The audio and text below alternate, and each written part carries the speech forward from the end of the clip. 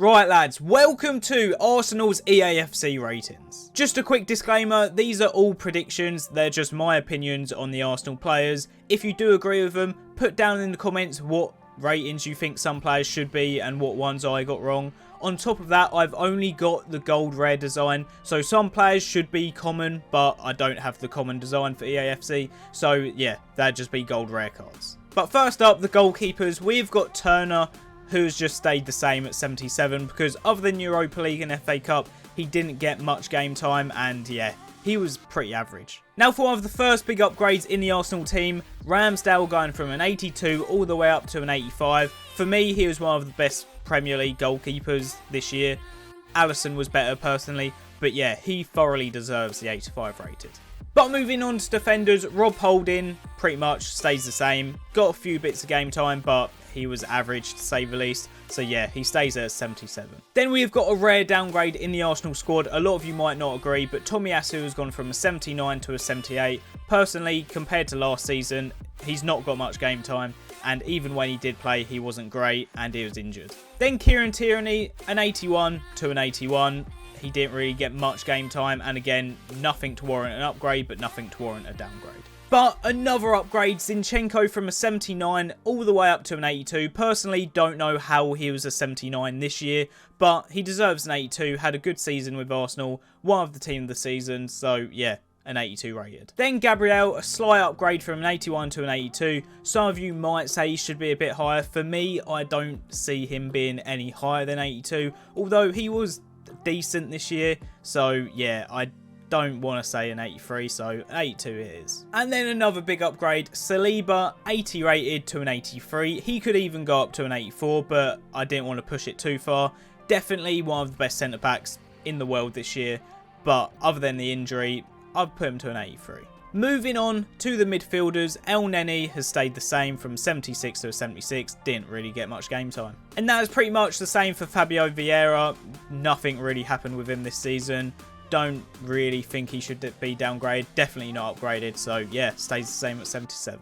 Then you've got Partey, I've kept him at an 84 because, I don't know, I wanted to downgrade him to an 83, but I thought that was maybe a bit too harsh.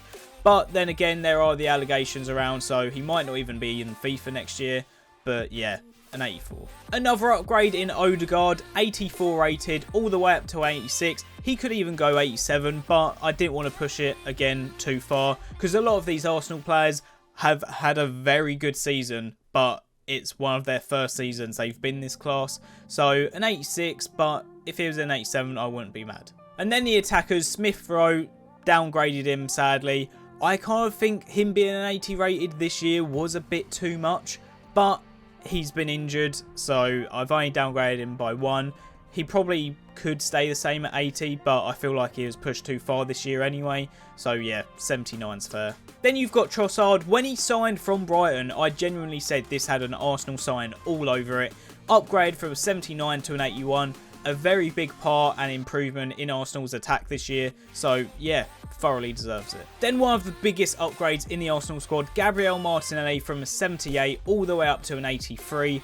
At first I had him at an 82 rated, but I thought actually no, because when you see Saka's rating, I didn't think he was that far behind him. So an 83 rated I think is very fair, one of the best left wings in the Prem. Then probably a controversial one, Gabriel Jesus at an 83 this year, and I've kept him at an 83. He had an unreal first month, but since that first month, it just went downhill kind of. He wasn't bad, but it just wasn't great.